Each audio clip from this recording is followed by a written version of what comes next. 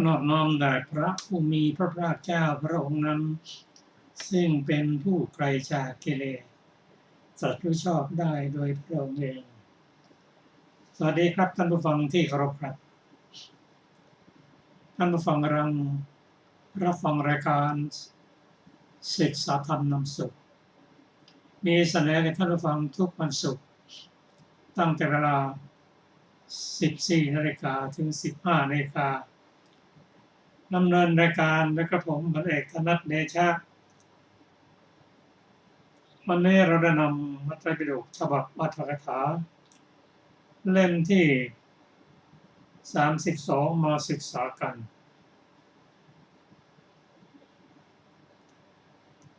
เป็นเรื่องประวัติของ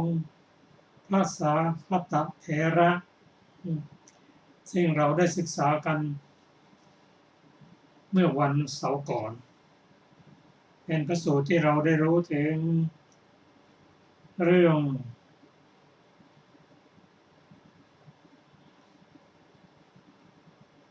เกี่ยวกับ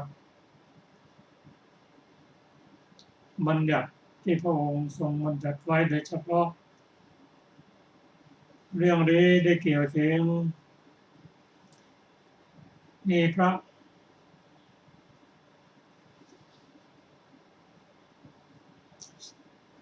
ได้แนะนำชาวบ้านให้ปรุงน้ำใสๆคือสุรานั่นแหละมาถวายแก่ภิกษุพระภิกษุก็ยังไม่รู้มันก็ฉันทีละนิดจากชาวบ้านจำนวนหลายคนและที่สุดท่านก็เมาภิกษุได้นำเรื่องนี้ไปทูลแก่พระพุทธเจ้าพระพุทธเจ้าให้นำภิกษุนั่นมาประทับติเตียนพระว่าและก็ได้บัญญัติเกี่ยวกับเรื่องนี้ไว้ซึ่งท่านจะได้ฟังในรายละเอียดในอรรถกถาจบเรื่องนี้แล้วท่านผู้ฟังก็ได้ฟังพระสูตรอีกส่วนหนึ่งเกี่ยวกับประวัติของพระภิกษุรูปหนึ่งคือท่านราธเถระก็เป็นพระสูตรที่น่าสนใจท่านราธะนี้ก็มีประวัติตั้งแต่สมัยพระพุทธเจ้าพระทุตตะเห็นพระพุทธเจ้า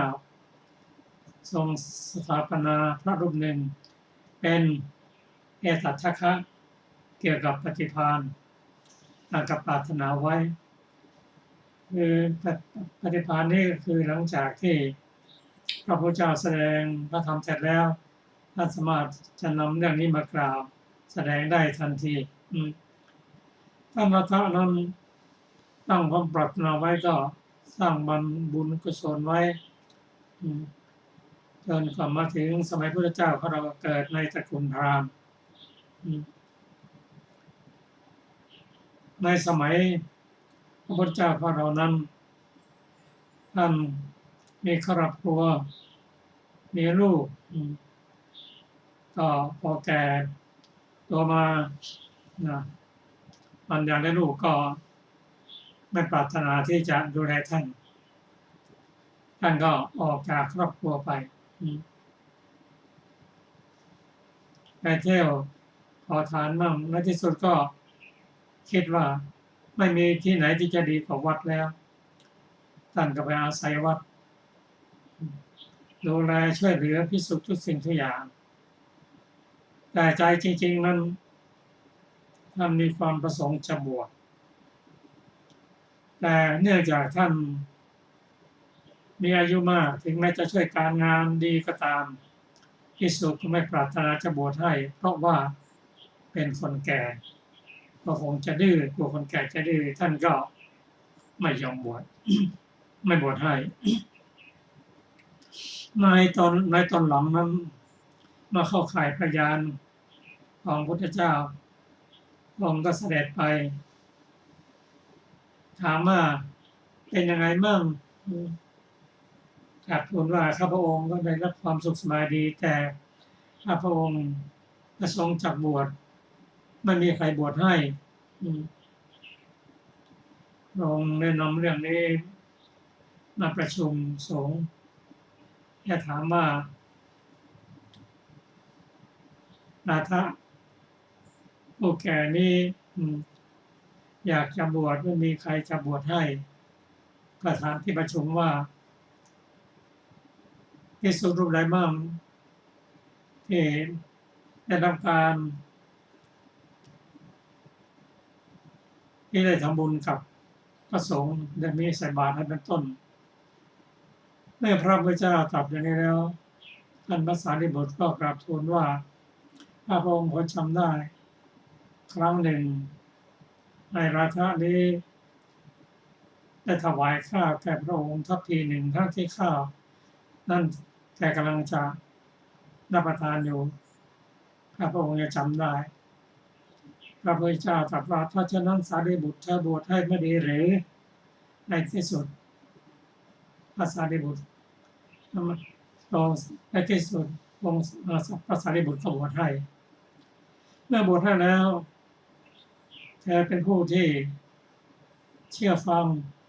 ไม่ดื้อรั้นเลยไม่โกรธสอนจะด่ายังไงก็เป็นผู้ที่ไม่ดื้อรั้นอ่อนน้อมถ่อมตนแต่อย่างไรก็ตามเนื่องจากบวชเมื่อแก่ต้องนั่งท้ายเขาภิกษุอาหารไม่พอฉันพระสารีบุตรก็นำได้โกรธพาไปบิณฑบาตและได้อาหารที่สมบูรณ์และสัพยะในที่สุดก็ได้สำเร็จเป็นพระอรหันต์ก็ในพระสูตรนี้ท่านจะได้รับฟังในรายละเอียดต่อไปแต่ที่น่าสนใจก็คือที่ท่านไม่ได้บรรลุเป็นพระอรหันต์นั้นเพราะว่าท่านยังไม่ได้สิ่งที่เป็นสัพยะคืออาหารพอได้อาหารที่เป็นสัพยะธรรมะสัพยะอุตุสัพยะและกัญจนามิตรท่านก็ได้เป็นพระอรหันต์รายละเอียดนั้นท่านจะได้ฟังตามลำดับก็ขอเชิญอาจารย์สุรภาค่ะสวัสดีค่ะท่านผู้ฟังทุกท่านก่อนที่เราจะไปเรื่องใหม่นะคะเราจะต่อจากคราวก่อนนะคะเรื่องสาคตะเถระนะคะพวกชาวเมืองโกสัมพีฟังข่าวว่าพระผู้มีเขาว่าพระผู้เป็นเจ้าสาคตะทรมานอัมพิติชนาคได้แล้วต่างคอยการเสด็จมาของพระศาสดาจัดแจงสักการะเป็นอันมากถวายพระทศพลชาวเมืองเหล่านั้นครั้นถวายสักการะอย่างมากแด่พระทศพลแล้วก็ตกแต่งน้ำใสสีขาวประเภทสุราไว้ในเรือนทุกหลังตามคำแนะนำของเหล่าภิกษุฉัพพคีภิกษุ6 รูปวันรุ่งขึ้นเมื่อพระสาคตะเถระเที่ยวบิณฑบาตก็พากันถวายน้ำนั้นบ้านละหน่อยบ้านละหน่อยพระเถระถูกผู้คนทั้งหลายขยันขยอเพราะยังไม่ได้ทรงบัญญัติสิกขาบทก็ดื่มทุกเรือนหลังละหน่อยหลังละหน่อยเดินไปไม่ไกลนักก็สิ้นสติล้มลงที่กองขยะเพราะไม่มีอาหารรองท้องพระศาสดาเสวยเสร็จแล้วเสด็จออกไปเห็นท่านพระสาคตะเถระนั้นก็โปรดให้พาตัวไปพระวิหารทรงตำหนิแล้วทรงบัญญัติสิกขาบทวันรุ่งขึ้นท่านได้สติฟังเขาเล่าถึงเหตุที่ตนทำแล้วก็แสดงโทษที่ล่วงเกินขอให้พระทศพลงดโทษแล้วเกิดความสลดใจเจริญวิปัสสนาแล้วบรรลุพระอรหันต์เรื่องปรากฏในพระวินัยดังกล่าวมานี้พึงทราบเรื่องพิสดารตามนัยยะที่มาแล้วในวินัยนั้นนั่นแล ภายหลังพระศาสดาประทับนั่งในพระเชตวันมหาวิหารกำลังทรงสถาปนาพระเถระทั้งหลายไว้ในตำแหน่งทั้งหลายตามลำดับจึงทรงสถาปนาท่านพระสาคตะเถระไว้ในตำแหน่งเอตทัคคะเป็นยอดของเหล่าภิกษุสาวกผู้ฉลาดเข้าเตโชธาตุแล้วก็จบอรรถกถาพระสูตรที่10ต่อไปเราจะได้ศึกษาในอรรถกถาสูตรที่11ซึ่งเป็นประวัติพระราธเถระในสูตรที่11พึงทราบวินิจฉัยดังต่อไปนี้ปฏิภาณในยการนังได้แก่ผู้ให้ปฏิภาณเกิดขึ้นได้อันนับเป็นเหตุให้ท่านแสดงซ้ำซึ่งพระธรรมเทศนาของพระศาสดาได้ทันทีในปัญหากรรมของท่านมีเรื่องที่จะกล่าวตามลำดับดังนี้ก็พระเถระรูปนี้ครั้งพระพุทธเจ้าพระนามว่าปัทุมุตตระบังเกิดในเรือนสกุลในกรุงในเมืองหงสาวดีภายหลังกำลังฟังพระธรรมเทศนาของพระศาสดาเห็นพระศาสดาทรงสถาปนาภิกษุรูปหนึ่งไว้ในตำแหน่งเอตทัคคะเป็นยอดของเหล่าภิกษุสาวกผู้มีปฏิภาณจึงทำกุศลให้ยิ่งยวดขึ้นไปปรารถนาตำแหน่งนั้นท่านปรนนิบัติพระตถาคตจนตลอดชีวิตเวียนว่ายอยู่ในเทวดาและมนุษย์ครั้งพุทธุปบาทกานี้ก็ถือปฏิสนธิในสกุลพราหมณ์กรุงราชคฤห์บิดามารดาจึงขนานนามว่าราธมานพเวลาแก่เฒ่าเขาคิดว่าเราเป็นผู้ที่บุตรภริยาของตนไม่ต้องการจักบวชให้เวลาล่วงไปเสียจึงไปพระวิหารขอบรรพชากับพระเถระทั้งหลาย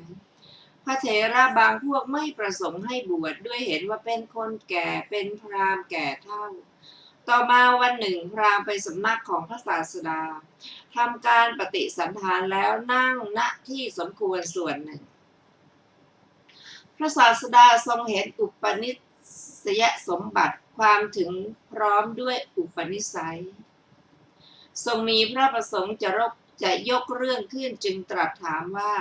พราหมณ์บุตรภริยายังปรนนิบัติอยู่หรือกราบทูลว่าท่านพระโคดมปรนนิบัติแต่ที่ไหนเล่าพวกบุตรภริยาให้ข้าพระองค์ออกไปจากบ้านด้วยเขาคิดว่าข้าพระองค์แก่แล้วตรัสถามว่าท่านบวชเสียไม่ควรแก่ขอไปท่านบวชเสียไม่ควรหรือพราหมณ์กราบทูลว่าท่านพระโคดมใครเล่าจะให้ข้าพระองค์บวชใครๆเขาไม่ต้องการข้าพระองค์ดอกเพราะเป็นคนแก่แล้วพระศาสดาได้ประทานสัญญานัดหมายแก่ท่านพระสารีบุตรเถระพระเถระรับพระพุทธดำรัสด้วยเสียงกล้าวให้ราธพราหมณ์บวชท่านคิดว่าพระศาสดาทรงให้พราหมณ์ผู้นี้บวชด้วยความเอื้อเฟื้อไม่สมควรดูแลพราหมณ์ผู้นี้ด้วยความไม่เอื้อเฟื้อจึงพาพระราธเถระไปที่อยู่ใกล้บ้านณที่นั้นท่านมีลาภที่ค่อนข้างหาได้ยากเพราะยังบวชใหม่พระเถระจึงให้ที่อยู่ที่ถึงแก่ตนแม้เป็นที่ดีเลิศให้บิณฑบาตอันประณีตที่ถึงแก่ตนแก่พระราธเถระนั้นเที่ยวไปบิณฑบาตเองท่านพระราธเถระได้เสนาสนะอันสบายและโภชนะอันสบายรับกรรมฐานในสำนักท่านพระสารีบุตรเถระไม่นานนักก็บรรลุพระอรหันต์ครั้งนั้นท่านพระสารีบุตรเถระ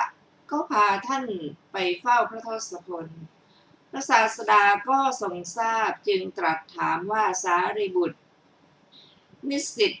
ที่เรามอบหมายแก่เธอไปเป็นเช่นไร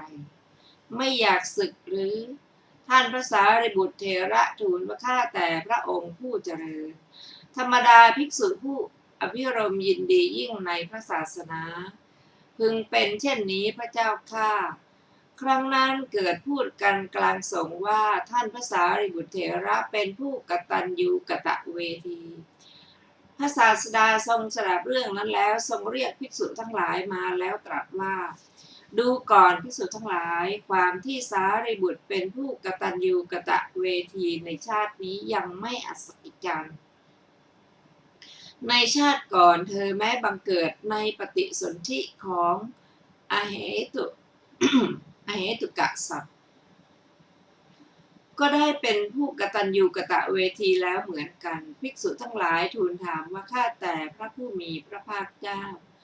ในการไหนพระเจ้าข้าพระผู้มีพระภาคเจ้าจึงตรัสว่าดูก่อนภิกษุทั้งหลายในอดีตการช่างไม้ประมาณ500 คนเข้าไปป่าใหญ่เชิงเขาตัดทัพสัมภาระได้แล้วผูกแพใหญ่ล่องลงแม่น้ำมีพระยาช้างเผือกหนึ่งในว่าเอางวงจับกิ่งไม้ในที่ไม่เรียบร้อยแห่งหนึ่งไม่อาจจะทานกิ่งไม้หักได้ก็เอาเท้าเหยียบลงตรงตอแหลมเท้าถูกตอแทงเกิดทุกขเวทนาไม่สามารถออกไปเดินได้ก็นอนลงที่นั่นแหละล่วงไป2-3 วันพญาช้างนั้นแลเห็นพวกช่างไม้เดินมาใกล้ตัวก็คิดว่าเราอาศัยช่างไม้เหล่านี้คงจะรอดชีวิตแน่จึงได้เดินไปตามรอยช่างไม้เหล่านั้นพวกเขาเหลียวกลับมาเห็นช้างก็กลัวจึงวิ่งหนีไปพญาช้างนั้นรู้ว่าเขาหนีก็หยุดติดตามไปอีกเมื่อเวลาเขาหยุดหัวหน้าช่างไม้คิดว่าช้างเชือกนี้เมื่อเราหยุดก็ตามเมื่อเราหนีก็หยุดคงจักต้องมีเหตุในที่นั้นแน่ทุกคนจึงพากันปีนขึ้นต้นไม้นั่งคอยช้างมาพญาช้างนั้นเดินมาใกล้ช้างไม้เหล่านั้นก็นอนกลิ้งแสดงเท้าของตนเวลานั้นช้างไม้ก็เกิดความเข้าใจโดยกล่าวว่าท่านผู้เจริญช้างนั่นมาเพราะเจ็บป่วยไม่ใช่มาเพราะเหตุอย่างอื่นจึงพากันเข้าไปใกล้พญาช้างนั้นเห็นต่อต่ำเข้าไปในเท้าก็รู้ว่าเพราะเหตุนี้เองมันจึงเอามีดที่คมคว้านที่ปลายต่อแล้วเอาเชือกผูกให้แน่นช่วยกันดึงออกมาได้บีบปากแผลของมันนำเอาหนองและเลือดออกล้างด้วยน้ำฝาดใส่ยาที่ตนรู้จักไม่นานนักก็ทำให้มันสบายพญาช้างหายป่วยแล้วคิดว่าช้างไม้เหล่านี้มีอุปการะแก่เรามากเราอาศัยช่างไม้เหล่านี้จึงรอดชีวิตเราควรจะกตัญญูกตเวทีต่อพวกเขาจึงกลับไปที่อยู่ของตนแล้วนำเอาลูกช้างตระกูลคันทะมาพวกช่างไม้เห็นลูกช้างก็ปลื้มใจอย่างยิ่งว่าช้างของเราพาลูกมาพญาช้างคิดว่าเมื่อเรายืนอยู่ทำไมหนอลูกช้างนี้จึงยังมามันคงจักไม่รู้เหตุที่เรามาจึงผละออกไปจากที่ยืนลูกช้างก็ยังเดินตามต้อยๆไปข้างหลังพ่อพญาช้างรู้ว่าลูกตามมาจึงส่งเสียงสัญญาให้กลับไปลูกช้างได้ยินเสียงพ่อก็กลับไปหาพวกช่างไม้พวกช่างไม้รู้ว่าช้างนี่คงจักมาเพื่อให้ลูกช้างเชือกนี้แก่เราจึงกล่าวว่าเราไม่มีกิจที่จะให้เจ้าทำในสำนักเราดอกจงไปหาพ่อของเจ้าเถิดแล้วจึงส่งลูกช้างกลับไปพญาช้างก็ส่งลูกซึ่งมาหาตนถึง3 ครั้งไปอยู่ใกล้พวกช่างไม้อีกตั้งแต่นั้นมาพวกช่างไม้ก็ช่วยกันบำรุงเลี้ยงดูช้างไว้ในสำนักของตน เวลากินต่างให้ก้อนข้าวคนละก้อนเพียงพอแก่ความต้องการของลูกช้างนั้นครั้งนั้นลูกช้างก็ขนทัพสัมภาระที่พวกช่างไม้ตัดไว้ในป่ามาทำเป็นกองไว้ที่ลานลูกช้างก็กระทำอุปการะแม้อย่างอื่นโดยทำนองนี้นี่แหละพระศาสดาทรงชักเหตุที่มาแสดงแม้ในชาติก่อนพระสารีบุตรเป็นผู้กตัญญูกตเวทิตาครั้งนั้นพระสารีบุตรได้เป็นช้างใหญ่ภิกษุผู้หย่อนความเพียรที่มาในอัตถุปปติเหตุเกิดเรื่องได้เป็นลูกช้างแต่ถึงคัมภีร์สังยุตตนิกายค ควรกล่าวราทสังยุตทั้งสิ้นและคาถาในพระธรรมบทว่าพึงเห็นบัณฑิตผู้กล่าวสอนชี้โทษพูดข่มไว้มีปัญญากว้างขวางเหมือนชี้บอกขุมทรัพย์ให้พึงคบบัณฑิตเช่นนั้นเมื่อคบบัณฑิตเช่นนั้นก็มีแต่ดีไม่เสียเลยดังนี้ชื่อว่าพระธรรมเทศนาของพระเถระแต่ต่อมาพระศาสดากำลังทรงสถาปนาพระเถระทั้งหลายไว้ในตำแหน่งทั้งหลายตามลำดับจึงทรงสถาปนาท่านพระราธเถระไว้ในตำแหน่งเอตทัคคะเป็นยอดของเหล่าภิกษุสาวกผู้ประกอบด้วยปฏิภาณแลจบอรรถกถาสูตรที่11ต่อไปจะเป็นอรรถกถาสูตรที่12ประวัติพระโมคคัลราชเถระในสูตรที่12พึงทราบวินิจฉัยดังต่อไปนี้ด้วยบทว่าลูคจีวรธรานังท่านแสดงว่าท่านพระโมคคัลราชเป็นยอดของเหล่าภิกษุสาวกผู้ทรงจีวรปอนจริงอยู่พระเถระนี้ทรงผ้าบางสกุลจีวรที่ประกอบด้วยความปอน3อย่างคือปอนด้วยผ้าปอนด้วยด้ายปอนด้วยเครื่องย้อมเพราะเหตุนั้นท่านจึงชื่อว่าเป็นยอดของเหล่าภิกษุสาวกผู้ทรงจีวรปอนปัญหากรรมของท่านมีเรื่องที่จะกล่าวตามลำดับดังนี้ก็ท่านพระโมคคัลราชนี้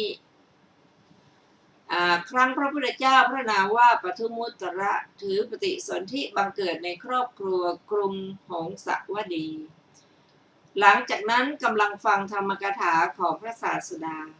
เห็นพระศาสดาทรงสถาปนาภิกษุรูปหนึ่งไว้ในตำแหน่งเป็นยอดของเหล่าภิกษุสาวกผู้ทรงจีวรปอนก็ทำกุศลให้ยิ่งยวดขึ้นไปปรารถนาตำแหน่งนั้นท่านทำกุศลจนตลอดชีวิตเวียนว่ายอยู่ในเทวดาและมนุษย์ถือปฏิสนธิในเรือนอมาตย์ในนครกัตถวาหนะก่อนแต่พระทศพลพระนามว่ากัสสปะเสด็จอุบัติขึ้นต่อมาเจริญวัยเฝ้าบำรุงพระเจ้ากัตถวาหนะก็ได้ตำแหน่งอมาตย์สมัยนั้นพระกัสสปะทศพลเสด็จอุบัติในโลกแล้วพระเจ้ากัตถวาหนะทรงสดับว่าพระพุทธเจ้าเสด็จอุบัติขึ้นแล้วในโลกรับสั่งเรียกอมาตย์นั้นมาตรัสว่าพ่อเอ๋ยพระพุทธเจ้าเสด็จอุบัติขึ้นแล้วในโลกใครๆไม่อาจท่านนครปัจจันตประเทศนี้ให้ว่างจากเราทั้งสองพร้อมๆกันได้ก่อนอื่นท่านจงไปยังมัชฌิมประเทศรู้ว่าพระพุทธเจ้าอุบัติขึ้นแล้วจงพาพระทศพลนำมายังบุตรปัจจันตประเทศนี้แล้วส่งไปพร้อมด้วยบุรุษ 1,000 คนอมาตย์นั้นไปยังสำนักพระศาสดาฟังธรรมกถาได้ศรัทธาแล้วก็บวชในที่นั้นตามลำดับได้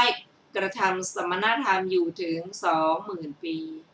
ส่วนบุรุษที่ไปกับอมาตย์นั้นกลับมาสำนักพระราชาหมดพระเถระนี้มีศีลบริบูรณ์กระทำกาละหรือมรณะแล้วเวียนว่ายอยู่ในเทวดาและมนุษย์พุทธันดรหนึ่งถือปฏิสนธิในครอบครัวพราหมณ์ในกรุงสาวัตถีก่อนพระทศพลของเราบังเกิดบิดามารดาได้ตั้งชื่อว่าโมคคัลราชมานพแม้พระเจ้ากัตถวาหนะก็ทรงทำกุศลให้ยิ่งยวดขึ้นไปแด่พระผู้มีพระภาคเจ้ากัสสปะพร้อมด้วยบริวารเวียนว่ายอยู่ในเทวดาและมนุษย์พุทธันดรหนึ่งถือปฏิสนธิในครอบครัวปุโรหิตกรุงสาวัตถีก่อนพระทศพลของเราเสด็จอุบัติขึ้นบิดามารดาตั้งชื่อว่าภาวรีมานพ ขออภัย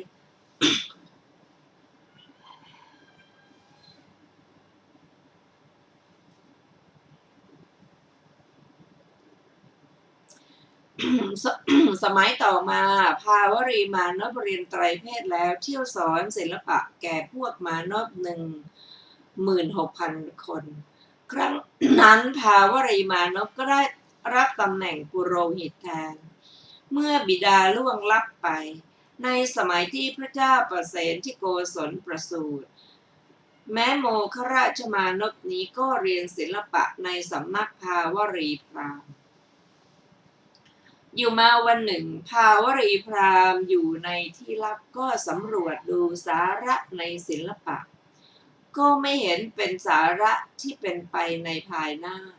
คิดว่าเราจะบวชอย่างหนึ่งเสาะหาสาระที่เป็นไปในภายหน้าแล้วก็เข้าเฝ้าพระเจ้าโกศลมหาโกศลให้ทรงอนุญาตการบวชแก่ตนภาวรีพราหมณ์นั้นได้รับราชานุญาตแล้วมีมานพ16,000 รูปคนแวดล้อมก็ออกไปเพื่อต้องการบวชแม้พระเจ้าโกศลก็ส่งพระราชทรัพย์ 1,000 กหาปณะไปพร้อมกับภาวรีพราหมณ์นั้นด้วยดำรัสสั่งว่าอาจารย์บวชอยู่ในที่ใดพวกท่านจงไปที่อยู่ของอาจารย์แล้วให้ทรัพย์ในที่นั้นภาวรีพราหมณ์ประสงค์จะสำรวจสถานที่อันผาสุกก็ออกไปจากมัชชิมประเทศให้สร้างสถานที่อยู่ของตนตรงคุ้งแม่น้ำโคทาวรีระหว่างเขตแดนของพระเจ้าอัสสกะและเจ้ามันละครั้งนั้นบุรุษผู้หนึ่งเดินไปเพื่อต้องการจะดูชดินทั้งหลายเมื่อชดินเหล่านั้นอนุญาตแล้วก็สร้างสถานที่อยู่ของตนบนที่ดินที่เป็นของชดินเหล่านั้นเห็นเขากิจกรรมที่ภาวรีพราหมณ์ทำแล้วก็ให้สร้างครอบครัว100 ครอบครัวเรือน100 หลังอีกคนทั้งหมดประชุมการปรึกษากันว่าพวกเราจะอยู่ในที่ดินอันเป็นของผู้เป็นเจ้าทั้งหลายการอยู่เปล่าๆหาใช่เหตุอันควรไม่พวกเราจะให้พวกท่านอยู่เป็นสุขแต่ละคนก็วางกหาปณะคนละกหาปณะไว้ในสถานที่อยู่ของภาวรีพราหมณ์กหาปณะที่พวกเราแม้ทั้งหมดนำมาวางไว้ก็ตกประมาณ100,000 กหาปณะภาวรีพราหมณ์ถามว่ากหาปณะเหล่านี้พวกท่านนำมาเพื่อต้องการอะไรพวกเขาตอบว่าเพื่อต้องการให้พวกท่านอยู่กันเป็นสุขเจ้าข้าภาวรีพราหมณ์กล่าวว่าถ้าเราต้องการเงินทองก็ไม่พึงละกองทรัพย์ขนาดใหญ่ออกบวชพวกท่านรับเอากหาปณะของพวกท่านไปเสียพวกเขาบอกว่าพวกเราจะไม่ยอมรับทรัพย์ที่พวกเราบริจาคแล้วอีกแต่พวกเราจะนำมาทำนองนี้ทุกๆปีขอพระเป็นเจ้าจงรับกหาปณะเหล่านี้ไว้ให้ทานก็แล้วกันพราหมณ์จึงยอมรับมอบไว้ในงบให้ทานแก่ผู้กำพร้าคนเดินทางไกลวานิพกและยาจกภาวะที่ภาวรีพราหมณ์นั้นเป็นทายกสืบกันมาปรากฏไปทั่วชมพูทวีปครั้งนั้นพรามณีคือภรรยาของพราหมณ์ผู้เกิดมาในวงของชูชกพราหมณ์ในหมู่บ้านทุนวิตถะในแคว้นกลิงคะลุกขึ้นเตือนพราหมณ์สามีว่าเขาว่าภาวรีกำลังให้ทานท่านจงไปนำเงินทองมาจากที่นั้นพราหมณ์นั้นถูกพรามณีเตือนก็ไม่อาจทนอยู่ได้เมื่อจะไปยังสำนักภาวรีก็ไปเมื่อภาวรีให้ทานวันวานแล้วเข้าไปบรรณศาลากำลังนอนนึกถึงทานและครั้งเข้าไปถึงก็พูดว่าท่านพราหมณ์โปรดให้ทานแก่ข้าเถิดท่านพราหมณ์โปรดให้ทานแก่ข้าเถิดภาวรีพราหมณ์กล่าวว่าท่านพราหมณ์ท่านมาไม่ถูกเวลาเราให้ทานแก่พวกยาจกที่มาถึงไปแล้วบัดนี้ไม่มีกหาปณะดอกพราหมณ์พูดว่าท่านพราหมณ์ข้าไม่ต้องการกหาปณะมากมายเลยเมื่อท่านให้ทานถึงเท่านี้ข้าก็ไม่อาจงดเว้นกหาปณะได้500 กหาปณะก็ไม่มีถึงเวลาให้ทานแล้วท่านจึงจักได้อีกท่านพราหมณ์500 กหาปณะก็ไม่มีถึงเวลาแล้ว จึงจักได้อีกพราหมณ์พูดว่าก็เวลาท่านให้ทานข้าจักมาได้อย่างไรแล้วจึงก่อทรายเป็นสถูปใกล้ประตูบรรณศาลาโรยดอกไม้สีแดงไปรอบๆทำปากขมุบขมิบเหมือนบ่นมนและพูดว่าศีรษะจงแตก7 เสียงภาวรีพราหมณ์คิดว่าพราหมณ์ผู้นี้มีเดชมากถือการประพฤติตปะ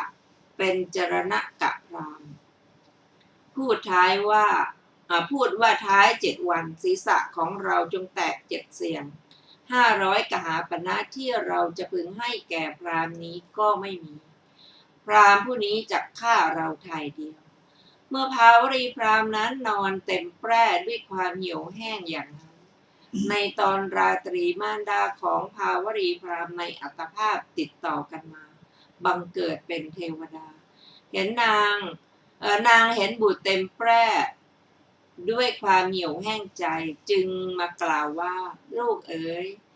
ตาพราหมณ์นั่นก็ไม่รู้ว่าศีรษะจะแตกหรือไม่แตกเจ้าไม่รู้หรือว่าพระพุทธ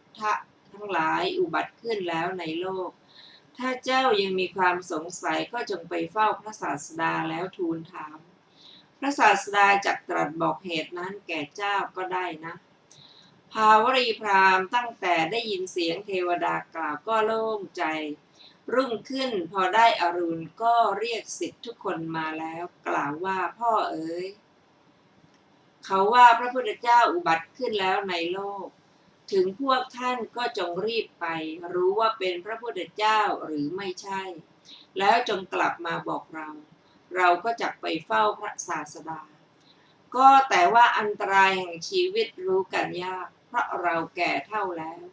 พวกท่านไปเฝ้าพระศาสดาจงทูลถามปัญหาโดยทำนองอย่าง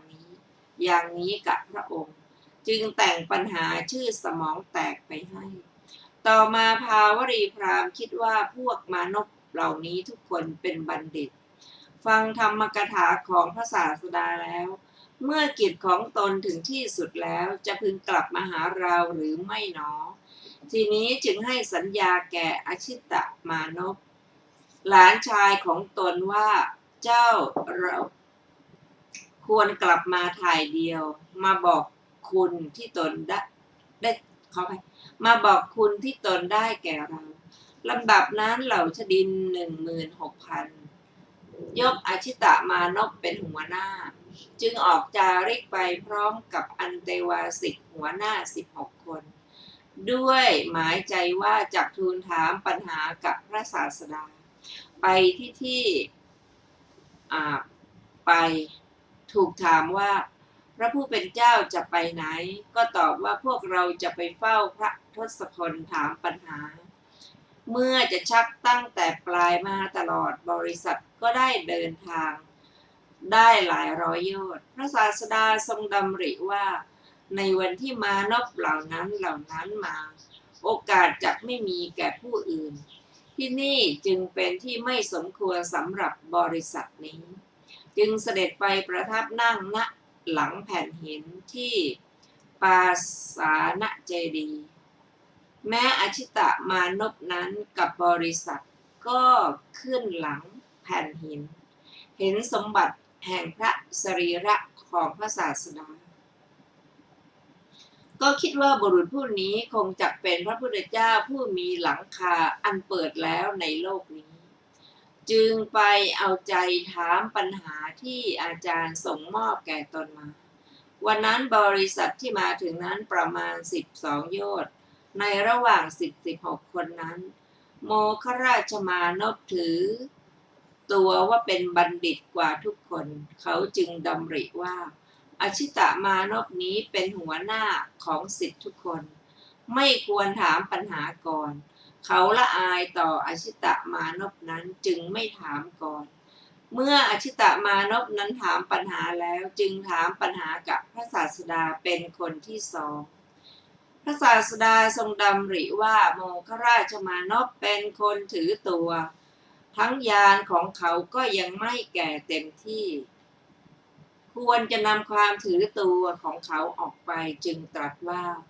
โมคราชเธอจงพักไว้ให้คนอื่นๆถามปัญหาก่อน โมคราชมานพนั้นได้ความรุกรานจากสำนักพระศาสดาคิดว่าเราเที่ยวไปตลอดการเท่านี้ด้วยเข้าใจว่าไม่มีคนที่จะเป็นบัณฑิตเกินกว่าเราธรรมดาพระพุทธเจ้าทั้งหลายไม่ทรงทราบความในใจย่อมไม่ตรัสพระศาสดาคงจะทรงเห็นโทษในการถามของเราจึงนิ่งเสียโมคราชมานพนั้นเมื่อมานพคนที่8ถามปัญหาไปตามลำดับก็อดกลั้นไว้ไม่ได้ลุกขึ้นอีกเป็นคนที่9พระศาสดาก็ทรงรุกรานเขาอีกโมคราชมานพนั้นก็ต้องนิ่งคิดว่าบัดนี้เราไม่อาจจะเป็นนวกะผู้ใหม่ในสงฆ์ได้แล้วจึงทูลถาม แก่เต็มที่แล้วจึงทรงตอบปัญหาจบเทศนาท่านก็บรรลุพระอรหันต์พร้อมกับชดิน 1,000 คนบริวารของตนโดยทำนองนี้นี่แหละชดิน 15,000 คนที่เหลือก็บรรลุพระอรหันต์แม้ทั้งหมดก็ได้เป็นเอหิภิกขุทรงบาทจีวรสำเร็จมาแต่ฤทธิ์แต่ชนที่เหลือท่านไม่กล่าวถึงท่านพระโมคคัลราชเถระนี้ก็ทรงจีวรประกอบด้วยความปอน3อย่างมาตั้งแต่นั้นก็เรื่องตั้งขึ้นในปารายณวรรคอย่างนี้แต่ภายหลังพระศาสดาประทับนั่งณพระเชตวันกำลังทรงสถาปนาพระเถระทั้งหลายไว้ในตำแหน่งเอตทัคคะตามลำดับเมื่อจะทรงสถาปนาท่านพระโมคคัลลาเถระไว้ในตำแหน่งเอตทัคคะเป็นยอดของเหล่าภิกษุสาวกผู้ทรงจีวรปอนจึงตรัสว่าดูก่อนภิกษุทั้งหลายโมคคัลลาเป็นยอดของเหล่าภิกษุสาวกของเราผู้ทรงจีวรปอนก็จบอรรถกถาวรรคที่4และจบอรรถกถาเถรบาลีมีประมาณ41สูตรจบประวัติพระภิกษุสาวกเอตทัคคะรวมทั้งหมด41 ท่าน133ต่อไปเราจะได้ศึกษาในพระสุตตันตปิฎกอังคุตรนิกายเอกนิบาตและทุกกนิบาต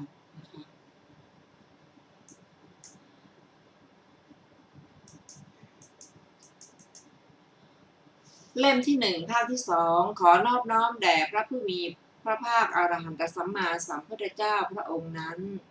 เอตทัคคะบาลีวรรคที่5ว่าด้วยภิกษุณีผู้มีตำแหน่งเลิศ13 ท่านดูก่อนภิกษุทั้งหลายมหาประชาบดีโคตมีภิกษุณีเลิศกว่าพวกภิกษุณีสาวิกาของเราผู้รู้ราตรีนานพระเขมาภิกษุณีเลิศกว่าภิกษุณีสาวิกาของเราผู้มีปัญญามากพระอุบลวรรณาภิกษุณีเลิศกว่าพวกภิกษุณีสาวิกาของเราผู้มีฤทธิ์พระปตาจาราภิกษุณีเลิศกว่าพวกภิกษุณีสาวิกาของเราผู้ทรงวินัยพระธรรมทินนาภิกษุณีเลิศกว่าพวกภิกษุณีสาวิกาของเราผู้เป็นธรรมกถึกพระนันทาภิกษุณีเลิศกว่าพวกภิกษุสาวิกาของเราผู้ยินดีในฌานพระโสนาภิกษุณีเลิศกว่าพวกภิกษุณีสาวิกาของเราผู้ปรารภความเพียรพระสกุลาภิกษุณีเลิศกว่าพวกภิกษุณีสาวิกาของเราผู้มีจักษุทิพย์พระภัทธากุณฑลเกษาภิกษุณีเลิศกว่าพวกภิกษุณีสาวิกาของเราผู้ตรัสรู้ได้เร็วพลันพระภัทธกาปิลานีภิกษุณีเลิศกว่าพวกภิกษุณีสาวิกาของเราผู้ระลึกชาติก่อนๆได้พระภัทธากัจจานาภิกษุณี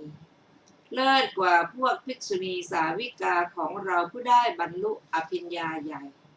พ ระกีสาโคตมีภิกษุณีเลิศกว่าพวกภิกษุณีสาวิกาของเรา ผู้ทรงห่มจีวรเศร้าหมองพระสิกขาละมาตาภิกษุณีเลิศกว่าพวกภิกษุณีสาวิกาของเรา ผู้พ้นจากกิเลสได้ด้วยศรัทธาจบวรรคที่ห้าต่อไปจะได้ศึกษาอรรถกถาวรรคที่ห้า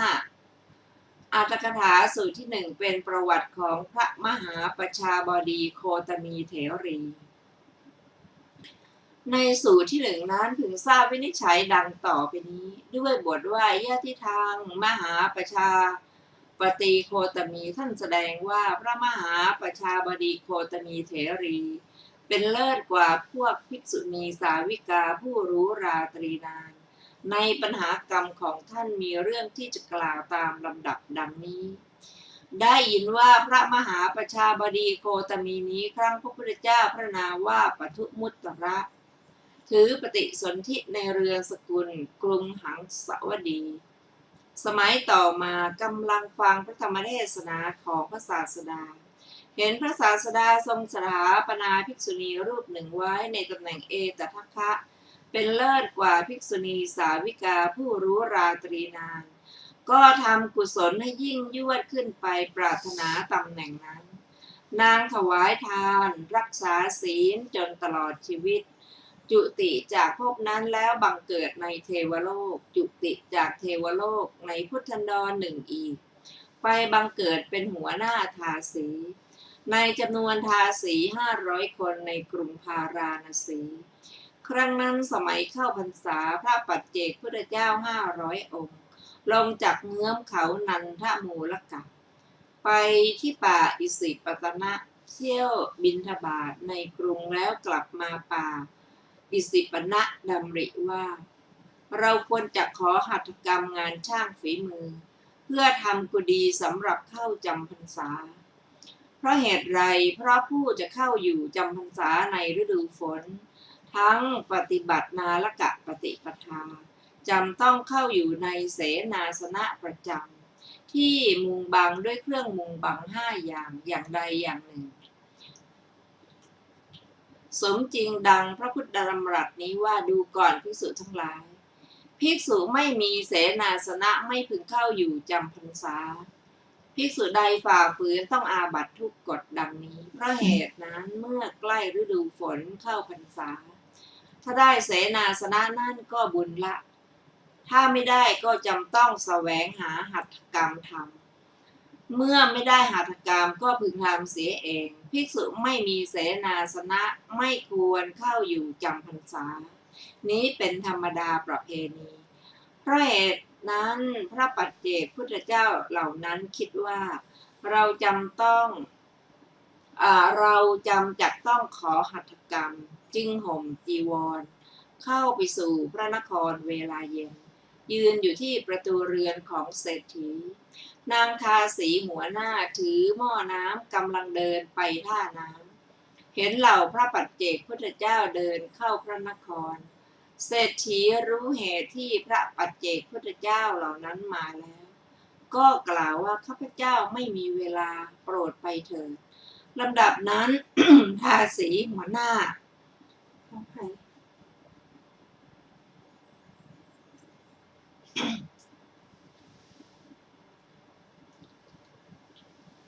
ลำดับนั้นทาสีหัวหน้าถือหม้อน้ำจะเข้าไปเห็นพระปัจเจกพุทธเจ้าเหล่านั้นกำลังเดินจากนครจึงลดหม้อน้ำลงไหว้อย่างนอบน้อมเผยปากถามว่าทำไมหนอพระผู้เป็นเจ้าทั้งหลายพอเข้าไปแล้วก็ออกไปท่านตอบว่าเราพากันมาก็เพื่อขอหัตถกรรมงานสร้างกุฏิสำหรับอยู่จำพรรษานางจึงถามว่าได้ไหมล่ะเจ้าข้าตอบว่าไม่ได้ดอกอุบาสิกานางถามว่าจำเป็นหรือที่คนใหญ่ๆเหล่านั้นจึงจะทำกุฏินั้นได้หรือแม้คนยากจนก็ทำได้ท่านตอบว่าใครๆก็ทำได้นางจึงกล่าวว่าดีและเจ้าข้าพวกดิฉันจักช่วยกันทำขอโปรดรับอาหารของดิฉันในวันพรุ่งนี้นิมนต์แล้วก็ถือหม้อน้ำพักไว้ที่ทางท่าน้ำมาแล้ว กล่าวกับนางทาสีทั้งหลายว่าพวกเจ้าจงอยู่ตรงนี้กันนะเวลาที่ทาสีเหล่านั้นมาก็กล่าวว่าพวกเจ้าทั้งหลายพวกเราจะทำงานเป็นทาสีสำหรับคนอื่นกันตลอดไปหรือว่าอยากจะพ้นจากการเป็นทาสีเขาเราทาสีก็ตอบว่าพวกเราอยากพ้นเสียวันนี้นี่แหละแม่เจ้านางจึงกล่าวว่าถ้าอย่างนั้นเหล่าพระปัจเจกพุทธเจ้า500 องค์ที่ยังไม่ได้หัตถกรรมเราก็นิมนต์ให้ฉันในวันพรุ่งนี้แล้วพวกเจ้าจงให้สามีของพวกเจ้าให้งานหัตถกรรมเสียวันหนึ่งเหล่าทาสีก็รับว่าดีละแล้วบอกพวกสามีเวลาที่เขาออกมาจากดงเวลาเย็นสามีเหล่านั้นรับปากแล้วมาประชุมกันที่ประตูเรือนทาสีหัวหน้าครั้งนั้นทาสีหัวหน้าจึงกล่าวว่าพ่อทั้งหลายพรุ่งนี้พวกเจ้าจงถวายหัตถกรรมแก่พระปัจเจกพุทธเจ้าทั้งหลายด้วยแล้วบอกอานิสงส์ขู่คนที่ไม่อยากจะทำด้วยโอวาทอันหนักหน่วงให้ทุกคนยอมรับรุ่งขึ้นนางถวายอาหารแก่เหล่าพระปัจเจกพุทธเจ้าแล้วให้การนัดหมายแก่ลูกทาสทุกคนทันใดนั้นลูกทาสเหล่านั้นก็พากันเข้าป่ารวบรวมทัพสัมภาระแล้วสร้างกุฏิทีละหลังเป็นร้อยหลังจัดบริเวณมีที่จงกรมเป็นต้นวางเตียงตั่งน้ำฉันน้ำใช้เป็นต้นไว้ให้พระปัจเจกพุทธเจ้าทั้งหลายรับปฏิญญาที่จะอยู่จำพรรษาณที่นั้นตลอดไตรมาสให้จัดเวรถวายอาหารทาสีผู้ใดไม่อาจถวายในวันเวรของตนได้ทาสีหัวหน้าก็นำอาหารจากเรือนตนถวายแทนทาสีนั้นทาสีหัวหน้าบำรุงมาตลอดไตรมาสอย่างนี้ให้ทาสีคนหนึ่งจัดผ้าสาดกคนละผืน